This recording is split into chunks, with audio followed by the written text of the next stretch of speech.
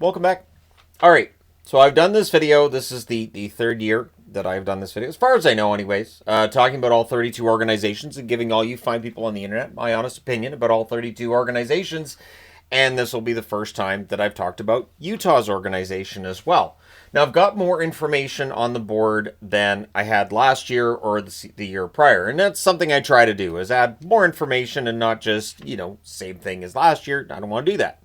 So I'm also going to do timestamps for each column, because I know this could end up taking a while, including the intro, getting its own timestamp, so that if you want to jump past this and get to column number 1, well, you've already done it. So I'm talking to nobody at that point. All right, let's go ahead and jump in. We'll start with column 1 here, obviously. We're going to start with the Washington Capitals, and this is how I ranked them, is by current points percentage in the National Hockey League. So this is as of March 19th. Washington is .721 points percentage. Now, since 2021-2022, their points percentage .588. So they're having a much better season than what they've had in general over the last few years. Chris Patrick as general manager, you know what? He's done an excellent job. And he's a general manager that doesn't get talked about a lot. He's a general manager that I would think is going to be up for GM of the year. He kind of has to be, doesn't he? And Spencer Carberry has to be one of the favorites for coach of the year, because look at the run this team's had. It's been absolutely insane. Now, the franchise's valuation is $1.86 billion, which is nowhere near where some of the higher ones are.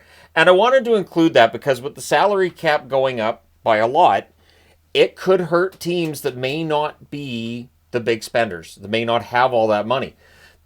One thing that we don't talk as much about, because we all get caught up in taxes. Watch for the big money franchises like Toronto and Rangers and some of these teams to front load contracts as much as possible. Washington's not really going to be in that position.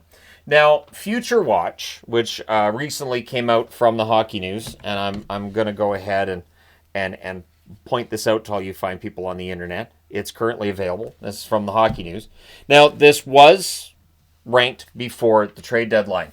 But before the trade deadline, according to Future Watch, Washington was 18th, meaning that of their prospects, they're 18th. You know what? That's not bad for a team that's been a playoff team for a long time.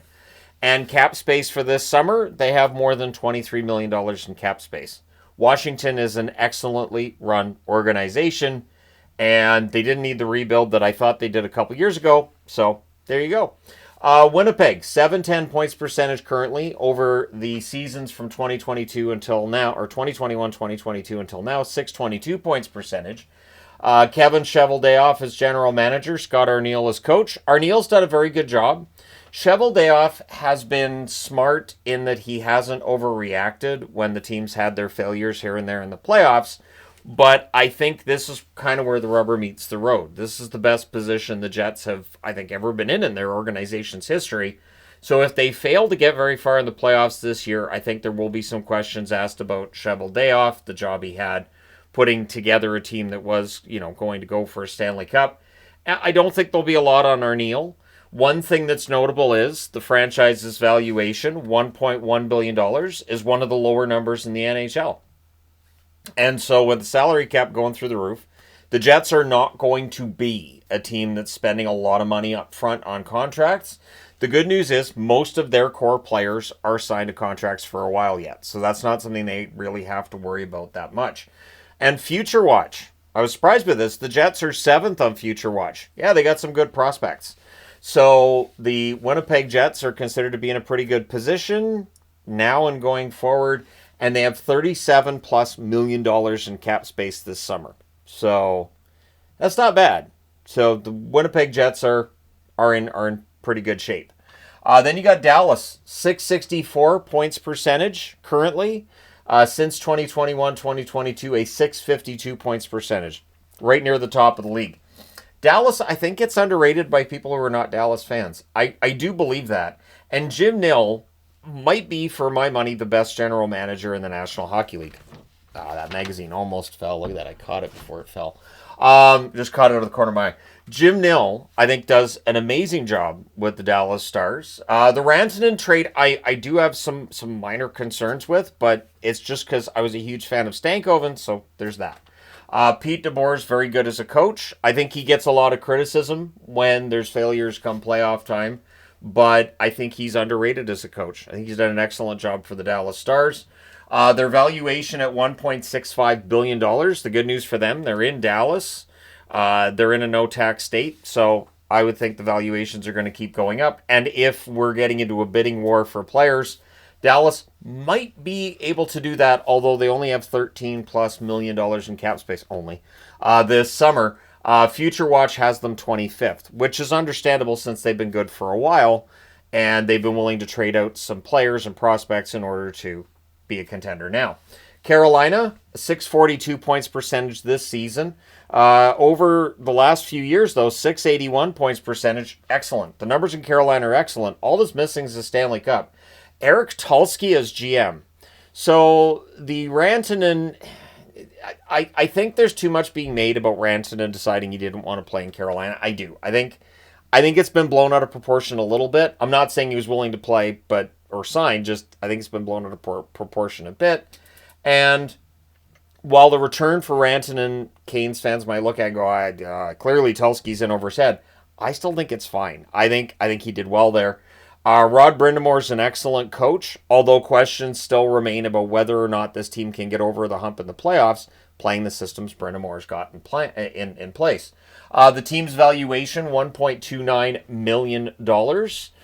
Future Watch has them at 11th. So they have some good prospects in Carolina. That's not bad. Considering how long Carolina's been good, being 11th in Future Watch tells you they've got some pretty good scouts. They have over $37 million in cap space this summer as well. So a lot of teams with a lot of money in cap space. There are some that may have some cap challenges, but some of those teams very likely to have players that are signed to long-term extensions anyways, so they're not overly concerned. Then you get to Vegas. Vegas 642 points percentage currently since 2021-2022, a 621 points percentage. Kelly McCrimmon as general manager has done a very good job in Vegas. We know this. Bruce Cassidy as coach. One of my favorite coaches. $1.77 billion valuation for this franchise. Future Watch, they're 31st. Not surprised. They trade their first-round draft picks. I think we might get to a point somewhere where we want to talk about, drafts and prospects and whatnot. Because Vegas, they tend to take first-round draft picks that, Suzuki stands out as one that's done very well, but there have been some first-round busts for Vegas that they were able to get out the door before we knew that they were necessarily busts at the NHL level, at least in terms of what was expected of them. But $10+ million in cap space. They're not going to be a team that has a ton of cap space this summer unless they make trades to make cap space, which will surprise no one if they do so. Like, for instance, if Marner does end up going to market, Vegas, I would think, would be one of the first teams that would want to, talk to him, and they don't really have the cap space to be able to do so yet. Florida, 625 points percentage this year, 651 points percentage, going back to the 2021-2022 number. Bill Zito as general manager, I would say he and Jim Nill, right up there in terms of general managers, the year over year, show how good they are. Paul Maurice as coach, maybe we underrated him in Winnipeg because he's been fantastic in Florida. The franchise valuation of $1.25 billion is low, but with that whole no tax thing, does that offset it? Future Watch also has Florida at 4th. So Florida has some good young guys coming up too. Bad news for the rest of the National Hockey League. And cap space for this summer is listed at more than $17 million. And this does not take into consideration that, there's players expiring they're going to want to re-sign. I just wanted to throw up the amount of money they'd have this summer. Colorado, 625 points percentage this season, 669 points percentage since 2021-2022. Chris McFarland as GM. It is interesting because I would say that Sakic, I had more faith in as general manager than McFarland, but if you've been a fan of this channel long enough, you know that I was critical of Sakic plenty before the Duchesne trade that just made everything better. And everything after that, Sakic touch seemed to turn to gold. The Colorado Avalanche are still contenders. I think they did well in moving Rantanen when they did. Jared Bednar, Coach Bednar, really, really good coach. So it is interesting that in a day and age where a lot of people feel like, hey, we're smarter than the GMs and the coaches and we have all these stats and everything we can look at, I still think there's some very good GMs and coaches in the NHL. Franchise valuation, $1.57 billion for the Colorado Avalanche. Future Watch, they're 15th on Future Watch.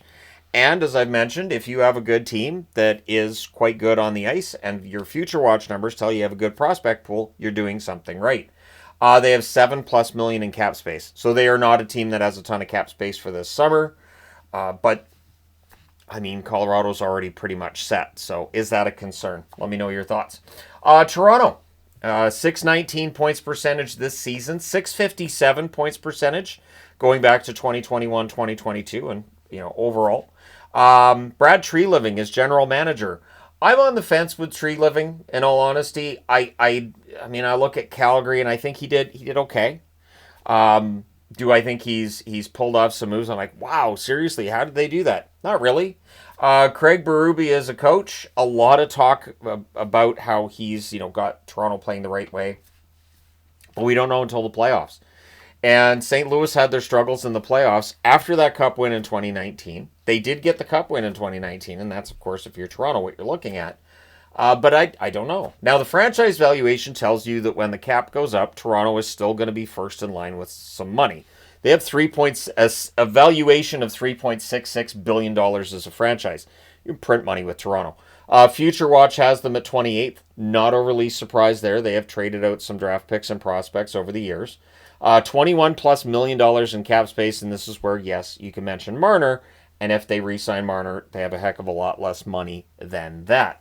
And then the question you get into is, okay, so are you better off to sign Marner at, say it's $12.5 million, or are you better off bringing in two players at $6 million and balancing things out a little bit? And that's where I think there'll be a debate between now and July the 1st. Tampa Bay is 619 points percentage as well for them this season. 621 points percentage going back to 2021-2022.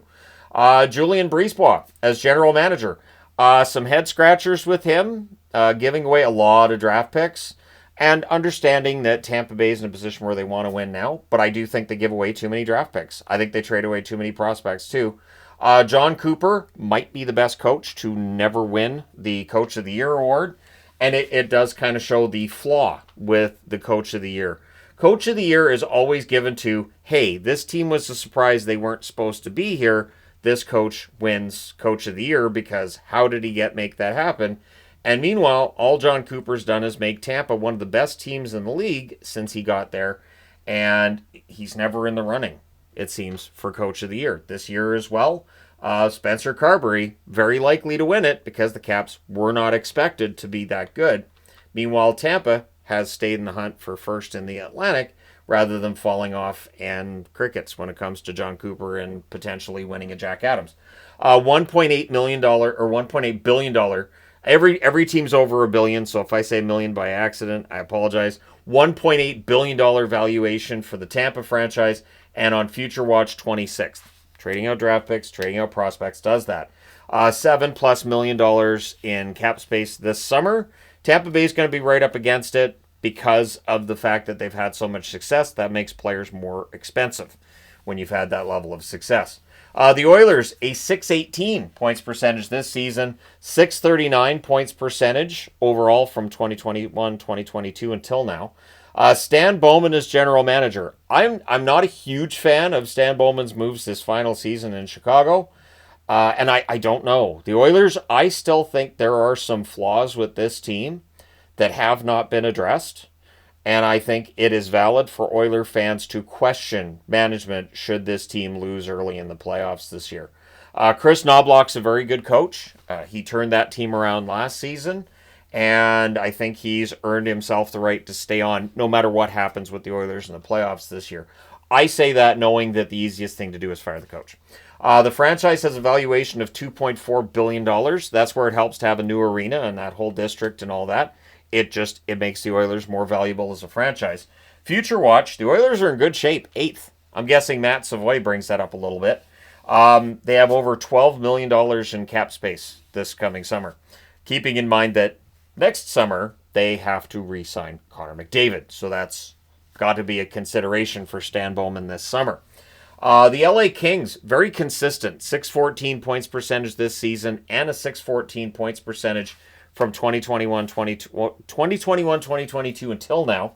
Rob Blake, the general manager, lots of debate about Blake. The problem is, if you don't think Rob Blake's done a really good job in LA, well, if they make the playoffs again, how do you fire the GM? I mean, maybe if they fall out the first round again, but, right? Jim Hiller as coach. I'd like to see a more exciting product from the LA Kings, just saying. They clearly were miserable with the style of hockey they were playing in the second half of the season last year. They're not playing that same style this season, but it is still very much defense first with the LA Kings. $2.5 billion valuation. They play out of Los Angeles. It should be high. Future Watch has LA at 12th, so that's not too shabby. Cap space this summer, $26+ million in cap space. So the Kings could be a big player this summer for a free agent or two. The Minnesota Wild. So let me go ahead and remember in my brain to do this, because otherwise this is going to be a really long video without any timestamps. All right, Minnesota Wild, 596 points percentage this season, 611 points percentage going back to 2021-2022 altogether. Bill Guerin is GM. I have a mixed opinion about Guerin. Almost every move he makes, I go, I don't know about that. I don't know if I like that. And then sometimes they work and sometimes they don't. But Guerin sticks to his guns. I'll say that with him. And John Hines, as coach, I think he's underrated at this point. This is a team that at times has won games where I'm going, how? Look at all these injuries. And so Hines deserves some credit for that. $1.6 billion franchise valuation. Future Watch, 20th on the Future Watch listing. $19+ million in cap space. Remember, the penalty for the buyouts, most of that is gone next season. Minnesota could be a big player this summer in the free agent market. They've got a good young team. So while Future Watch has them at 20th, they've already got some really good young players on their roster. New Jersey, 580 points percentage this season, 533 points percentage altogether between 2021, 2022, and now. Tom Fitzgerald as GM, a mixed bag with Fitzgerald as well. He fixed the goaltending this past offseason. The defense, I think he fixed mostly as well. And then you get into Sheldon Keefe as coach and some complaints about the way he's run things, and sometimes it's switched lines and who's in the lineup and who's not, and who's the starter and who's the backup. But with Sheldon Keefe, I think some of it's baked in from his time in Toronto. I think some of it is, well, he was the coach in Toronto. At least that's how I see it.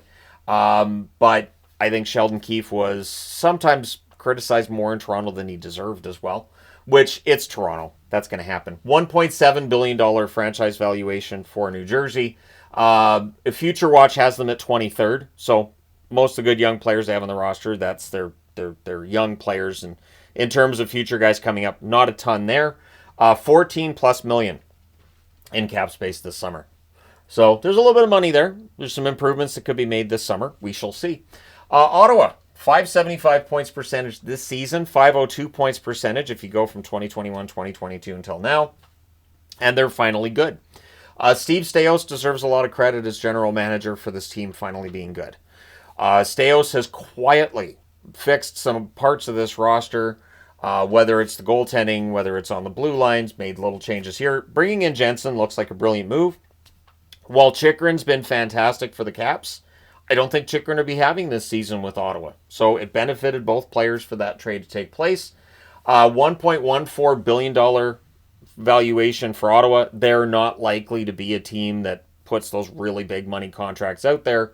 So the ballooning salary cap could hurt Ottawa's chances. Travis Green behind the bench has done well.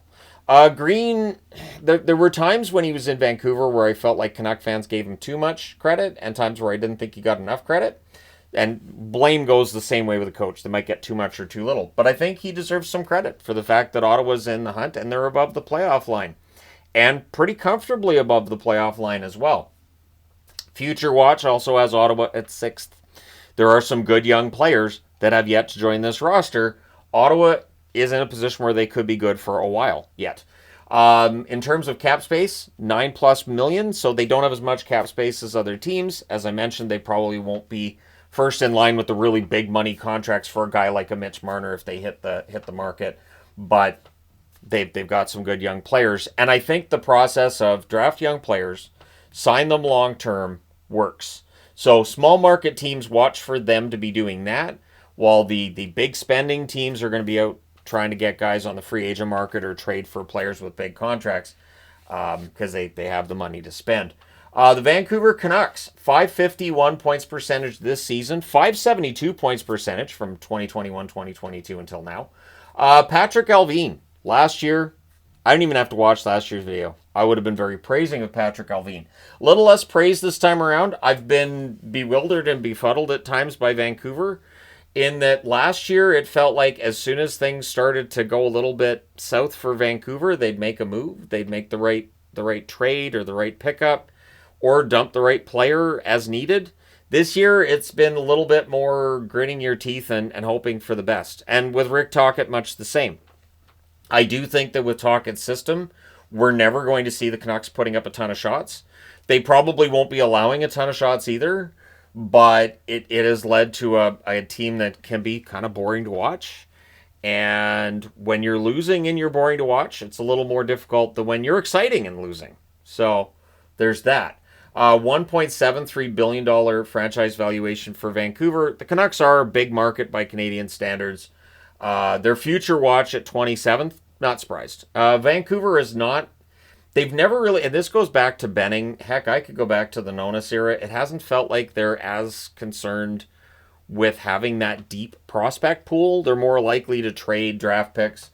We can also discuss how at times their drafting hasn't been fantastic. So if I'm going to say that for Vegas, I have to say that with Vancouver, where they'll make draft picks and you'll go, was that the best guy right there? And so they might get some good players, but not necessarily the best at each position.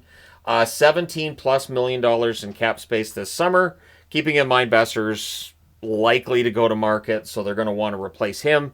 And they do need another top six forward while replacing Besser. So they'll be short 2 top 6 forwards if they don't bring Besser back, in my opinion, and I think the blue line still needs a little bit of work. And then you have to get into the fact that Demko may never be able to really be a true starter at the NHL level again. Is Lankinen and Shilovs, is that the way to go with it, or do you need to pick somebody else up? Montreal, 545 points percentage this season, going back to 2021-2022. It's 435. So much better season than what they've had.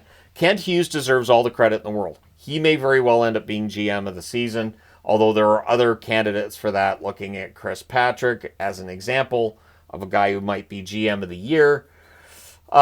Fitzgerald might get some consideration too for the fact the Devils are back in the playoff picture, but Kent Hughes has done a remarkable job turning around the Montreal Canadiens.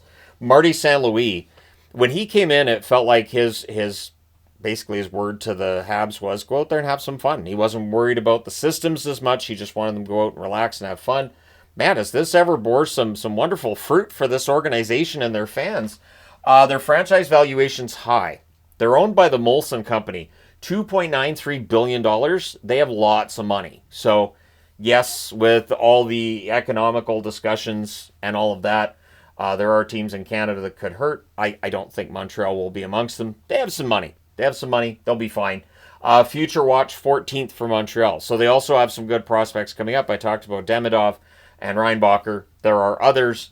And so they're in good shape. They have $11+ million in cap space this summer, but basically all their young players are signed long term, so they're in pretty good shape. I'm really happy with what's going on in Montreal.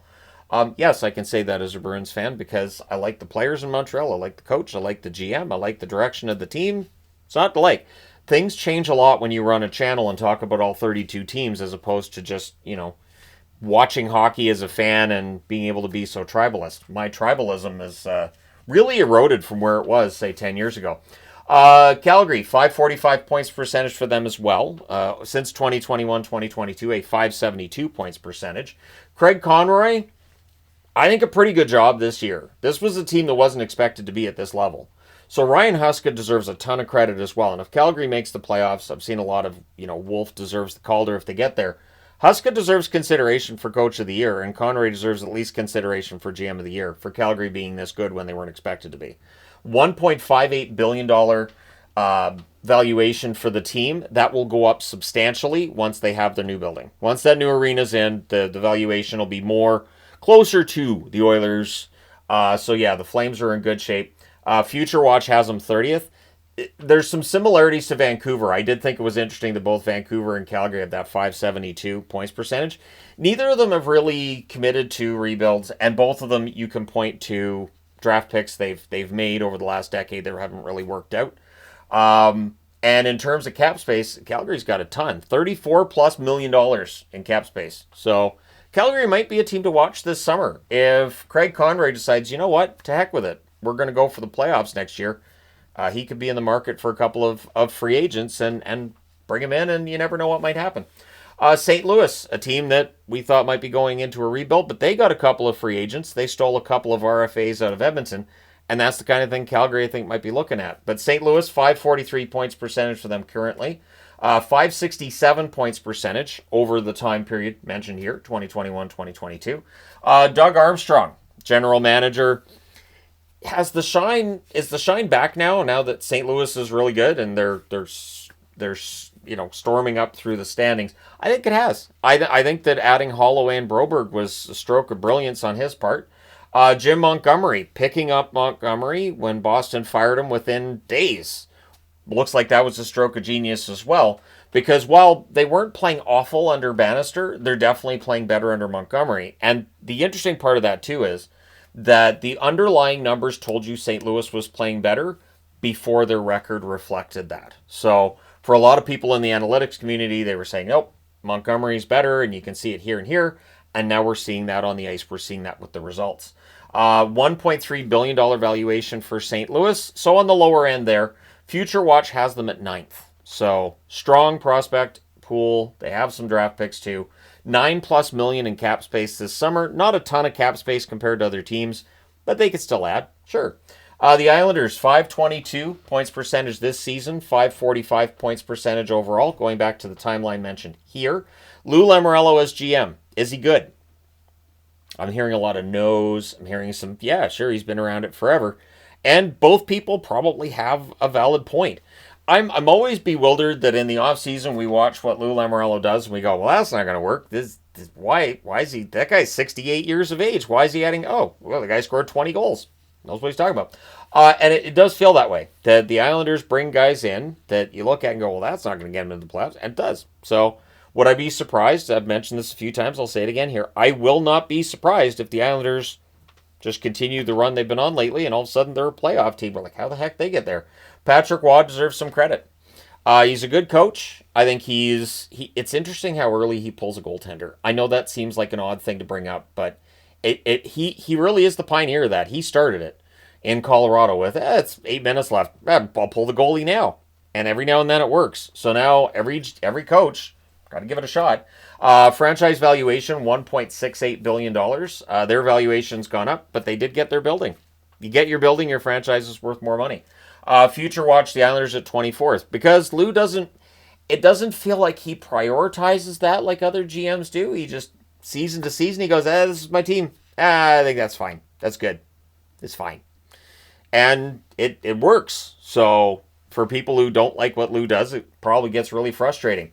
Cap space this summer, tons. $29+ million in cap space for the Islanders. Of course, Nelson got moved at the deadline, so you're going to have to replace some players if you're the Islanders. We'll see what they do this summer. Columbus, 522 points percentage this season, going back to 2021-2022. It's 441, so Columbus has had their struggles. Talked about that recently.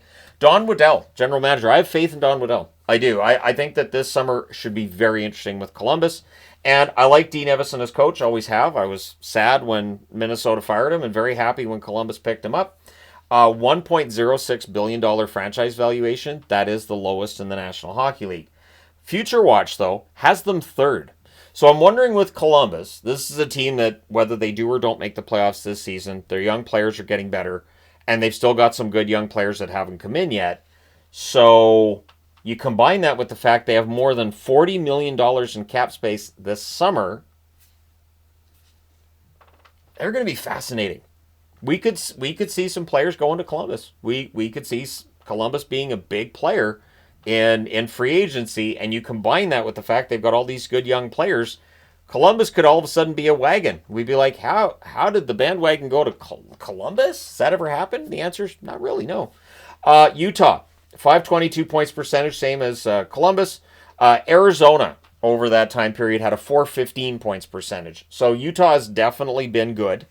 Arizona was dragged down by a lot of things. And I don't know that it was general manager. The general manager is still Bill Armstrong, who was the general manager in Utah as well. I think what we're seeing now in Utah is a lot of those young players that Arizona was cultivating, now they're blossoming in Utah, which if you're an Arizona fan, I apologize. Because that's got to be painful to watch, right?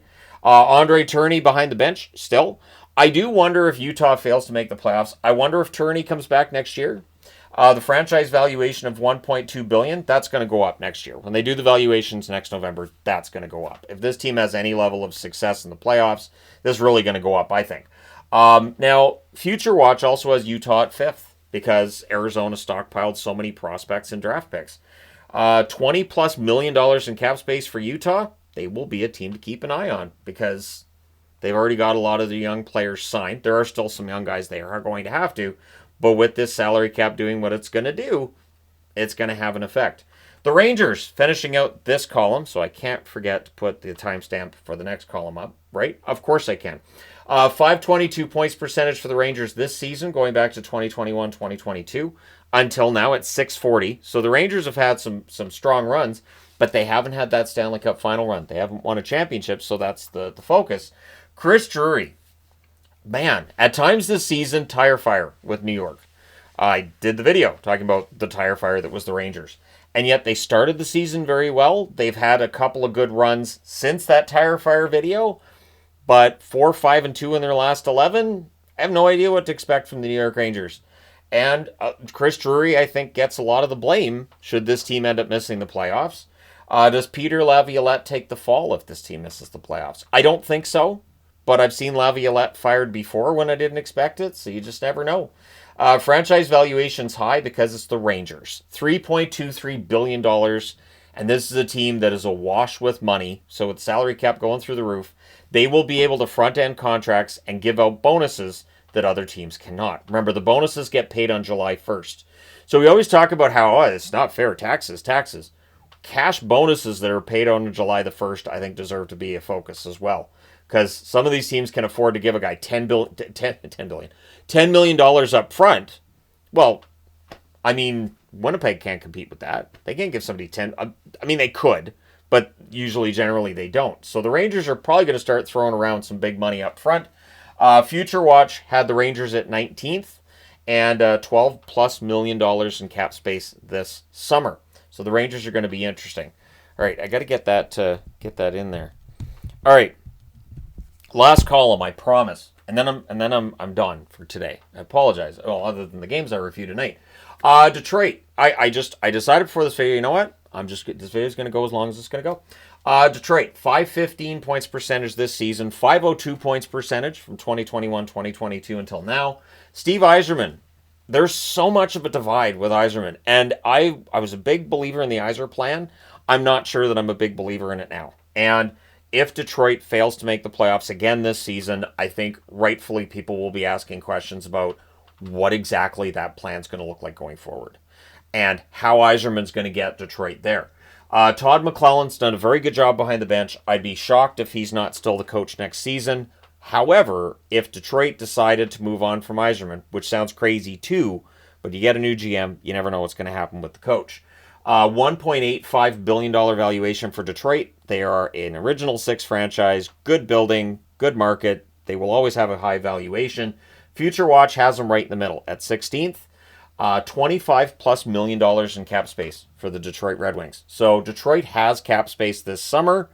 Will Yzerman be the one that's wielding it and using it? That's where things get interesting. Boston, currently 500, so now we're into the 500 and below teams. 667 points percentage going back to 2021-2022 until now. This season's dragging those numbers down a bit. This does include the numbers from this season as well. Don Sweeney is general manager. If you're a Boston fan, you have opinions, don't you? I have opinions as well. I'll leave it out of here for the most part, but there have been a few times where I've seen a trade made or a coach fired. Bruce Cassidy being that coach where I've said, is that the best move for the Bruins' future? Is that the best move? And I've had some dispute in my brain about whether or not Sweeney's made the right move. And that is something that I do wonder, because if Boston's going into a rebuild, you have to trust the general manager to lead you through the rebuild. That's why when Canuck fans would, Canucks need to rebuild, and I kept saying, but do you want Jim Benning to be running the team through a rebuild? If you don't trust him with signing contracts and trades, why then do you trust that GM to run a rebuild? A rebuild is a very different thing to go through. Joe Sacco is still listed as an interim coach. I'd be very surprised if Sacco's back next year for Boston. Very surprised. Franchise valuation's high, $2.67 billion, because it's Boston. It's Boston Bruins. Future Watch has them at 21st. That number has to be top 10 next year. Has to be. Bruins need prospects now. They need to stop trading draft picks and prospects, which they didn't do at the deadline. But just think about it. If they were closer to the playoff line, they might have. Sweeney left that open as a possibility at one point this year. They do have money, $25+ million in cap space this summer. I'm a little bit concerned if Sweeney does decide, and we've already heard him say, we're gonna just retool here, and I'd rather not see them go for it again next year, because I think this team needs to fix the organizational issues when it comes to more prospects, more draft picks, get younger, faster, get that talent in there. Anaheim, 485 points percentage this year, but from 2021, 2022 until now, 412 points percentage, so they've improved there. Pat Verbeek, the general manager, I like Verbeek. I still think he's made some very good moves. This team, they're number one on Future Watch for a reason. Seneca is seen as a really good prospect for them. Greg Cronin behind the bench. I don't know. I don't know if Cronin sticks around next season. Probably. I would think probably, but it kind of feels like a Blashill situation with Detroit, where okay, we're ready to go for it, and then you bring in a new coach, right? So we'll see. $1.24 billion franchise valuation, because Disneyland can't be factored in, but it is just a 10-minute drive from Disneyland, so, there's that. Future Watch, they're first, and they have over $36 million in cap space this summer. If the Anaheim Ducks really wanted to make a splash this summer and show, hey, we feel like we're going to be a playoff team next year, they absolutely can do it. And if a young player with a young family wants to go to Disneyland once a week, there you go. Which is an appeal for kids. I'm telling you, the kids love that. Pittsburgh, 471 points percentage this season, 551 points percentage from 2021, 2022 until now. Kyle Dubas is general manager. Are they going to rebuild or retool, or what are they doing? So the plan seems to be get younger players, NHL-ready players where you can, and not do the rebuild, because Crosby, Malkin, and Letang are still there, and you're not going to do a full-on rebuild. I don't know how successful that's going to be. Mike Sullivan's a very good coach, but the tools he has to wield right now as coach, not at the same level that they were a decade ago. That's just reality. $1.47 billion franchise valuation. At the very least, Pittsburgh has not had to worry about rumors they're going to move for a very long time, so that's good, because for a long time that was hanging over their heads. Future Watch has them at 29th. That needs to improve. Pittsburgh and Boston, the black and gold teams, both need to embrace getting younger and picking up more prospects, which I think they've been working on. Cap space this summer, over $22 million in cap space. So Pittsburgh could be a destination for a top 6 forward, a top 4 defenseman, that kind of thing. Seattle, 471 points percentage this year. 486 points percentage over their existence, because it started, 2021, 2022. Ron Francis, the general manager. I don't know. It feels like, Carolina got better when they ditched Francis, and I was a big Francis defender at the time. But they brought in Don Waddell, who knew exactly what to do to make Carolina better. So if Seattle decided this summer to move on from Francis and brought in somebody else, could that turn Seattle around? I don't know. But Seattle this year, it's been frustrating, I would think, for Seattle fans. Dan Bilesma behind the bench, probably safe. It's just his first year. One thing that I think does benefit Bilesma is his familiarity with the young players that are coming up from Coachella Valley. But I don't know. Franchise valuation, $1.46 billion. Future Watch has them at 22nd, which is low for a team that, does need to have more prospects and young players coming up. But again, it wouldn't factor in Beniers and Wright because they're in the lineup. $21+ million in cap space this summer. So maybe Seattle could make a statement. So there are some teams that could look to make a statement July the 1st with like, look at this shiny new object we got. We're going to be better this year, which sometimes works and sometimes doesn't. Philadelphia, 464 points percentage for them this season. 456 points percentage going back to 2021, 2022. It took a couple years, but I gave up on them becoming a playoff team again. I had figured that it would happen sooner than it has. Danny Briere's GM, I think, has done a good job. I do. I think that he's added some good young players. There's still some good young guys coming up too. John Tortorella's got more points from this roster than another coach would. I think the style of hockey he has them playing, he gets more points out of them than another coach would. And I value that. The team's valuation, $2.29 billion valuation for the franchise. Future Watch, 13th on the Future Watch. And I think that's about right. Wouldn't be surprised to see that actually improve over the next year or so. $28+ million in cap space this summer means you can sit on that cap space or you could be a player this summer as well. Buffalo, 455 points percentage, which is below the 497 that they've had from 2021 to 2022 until now. There's too many 20s in there. It's just too many. I look forward to the next decade when I won't have to worry about that. Anyways, Buffalo. Kevin Adams. A lot said about Kevin Adams this year. I don't think Kevin Adams is back next year. I'd honestly be very surprised. Lindy Ruff's in a situation where it's not his fault. It's not his fault the team isn't very good. It's not his fault that this is not a team that's making improvements. I don't put that on Lindy Ruff at all. But I've been vocal about my support of Lindy Ruff going back to when Dallas fired him, and I didn't think that was the right move there either. So, $1.13 billion valuation for Buffalo. Remarkable considering they haven't had a playoff appearance since 2011. Future Watch has them second. They don't have a problem with young players and draft picks. They don't. The problem is coalescing around and getting a team put together that can compete for the playoffs. And if I seem to be getting a little bit frustrated talking about Buffalo, I get frustrated every time I talk about Buffalo, even when I'm alone in this room and nobody can hear me. I'm not even a Sabres fan necessarily, just I get frustrated for Buffalo fans with how long this has gone on, how many managers this team's gone through, how many coaches this team, and it's the same. It's the same.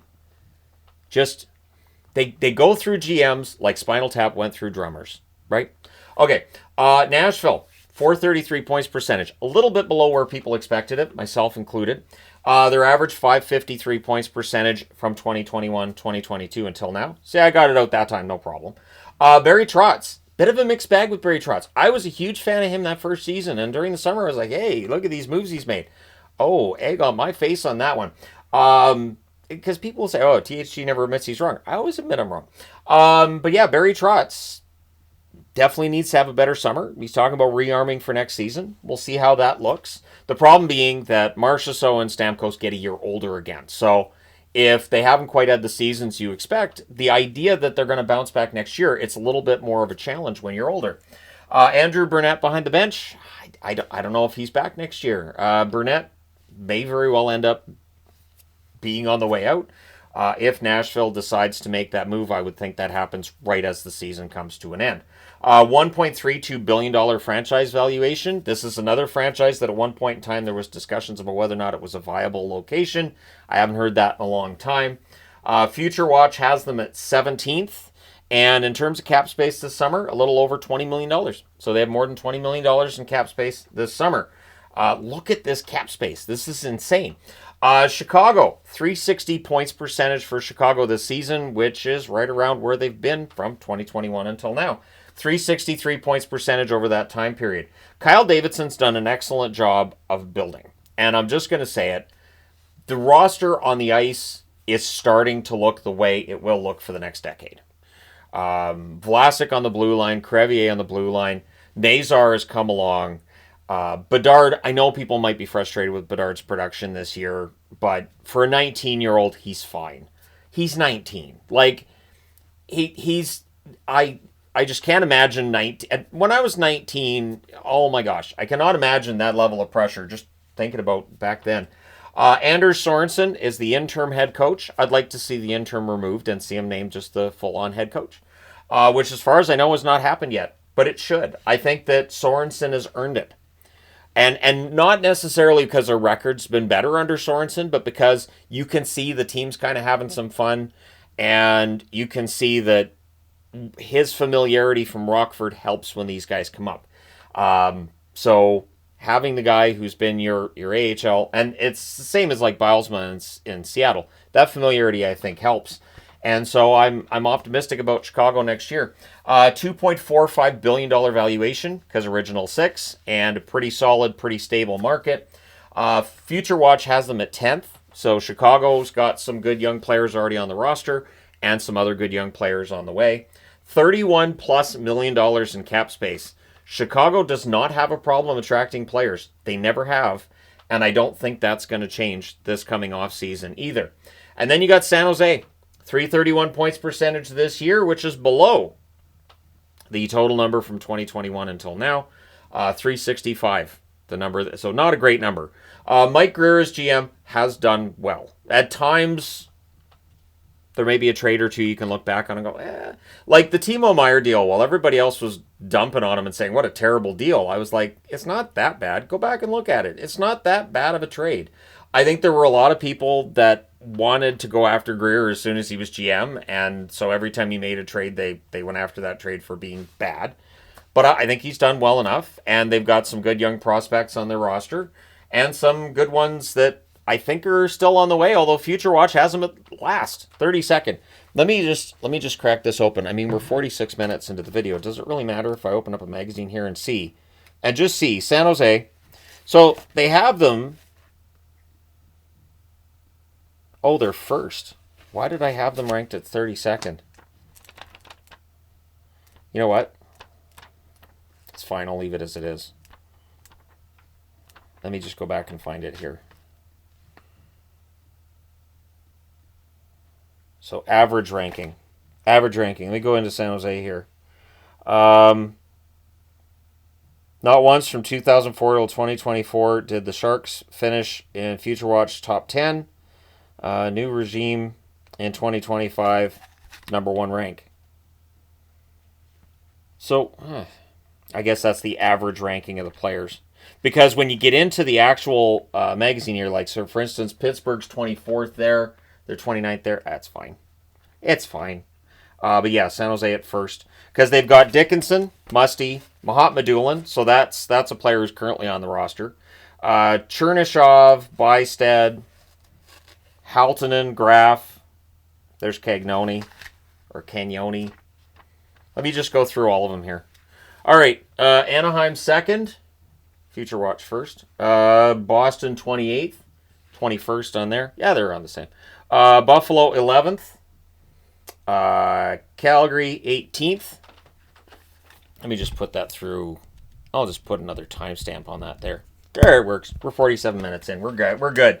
Calgary 18th, Carolina 17th, Chicago they have at 3rd. So I guess it's the average ranking. Dallas 15th, Detroit 7th, Oilers 31st, Florida 32nd. So this Future Watch number, it appears, is the average over the last 20 years.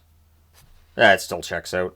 LA 29th, Minnesota 8th, Montreal 4th, Nashville 14th, New Jersey 13th, Islanders 23rd, they're 24th on there. The Rangers 20th, 19th on there. Yeah, these are similar. Ottawa 22nd on there, they're 6th. So, all right. Philadelphia 16th, Pittsburgh 24th, St. Louis is 12th, San Jose 1st, as previously mentioned. Man, Graf's even 7th on their list. Seattle 10th, Tampa Bay 25th, Toronto 26th, and 28th overall. Utah 5th, because this is their first year as Utah. And then does it talk? Yeah. Well, I guess then the average. This is where it gets weird because they're still qualified as a new franchise. Vancouver 19th. That one has 27th. That's fine. Vegas 27th rather than 31st. Washington 9th rather than 18th. and Winnipeg 21st. So this Future Watch number is the average over the last 20 years. I apologize. I do so apologize. See all those numbers on the board? There's always a mistake somewhere. Always. If there isn't, something's happened. I've been kidnapped or something along those lines. And this is a rule that goes back to 2017. This isn't just an old man thing. This is a Shannon thing right here. So there you go. Thank you guys so much for all your support as always. Hit like and subscribe if you haven't done so already. Thank you guys so much for all your support. I will talk to you again soon.